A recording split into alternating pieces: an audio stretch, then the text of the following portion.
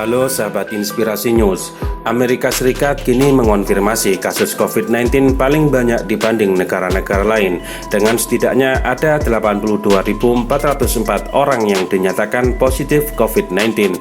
Merujuk data Universitas Johns Hopkins AS melampaui Cina yang mencatat 81.782 kasus dan Italia yang melaporkan ada 80.589 kasus.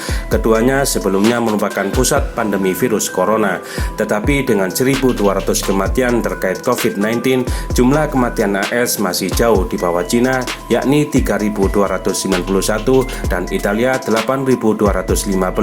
Tonggak sejarah yang suram ini muncul setelah Presiden AS Donald Trump meramalkan negaranya akan kembali bekerja cukup berat.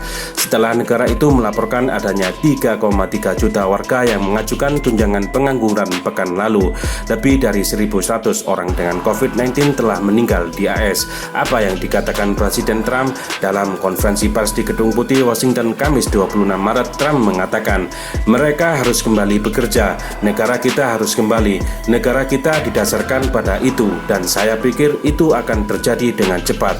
Kita dapat memanfaatkan bagian dari negara kita. Kita mungkin mengambil bagian besar dari negara kita yang tidak begitu terdampak, dan kita dapat melakukannya dengan cara itu.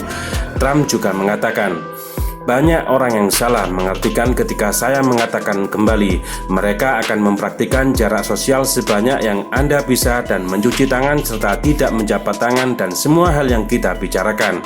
Ketika AS menyalip Cina dalam hal kasus virus corona terbanyak, Trump melakukan angka yang dirilis Beijing. Trump mengatakan kepada wartawan, Anda tidak tahu jumlahnya di Cina. Trump mengatakan dia akan berbicara dengan Presiden Xi Jinping melalui telepon pada Kamis malam waktu setempat.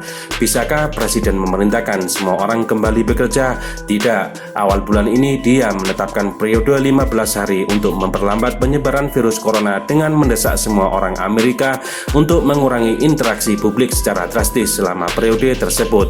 Namun himbauan ini bersifat sukarela dan tidak ada kewajiban untuk melakukannya. Padahal dalam konstitusi AS jelas bahwa pemerintah memiliki wewenang untuk menjaga ketertiban dan keamanan publik, yang menurut para pakar adalah tanggung jawab gubernur negara bagian untuk memutuskan pembatasan terkait penyebaran virus corona.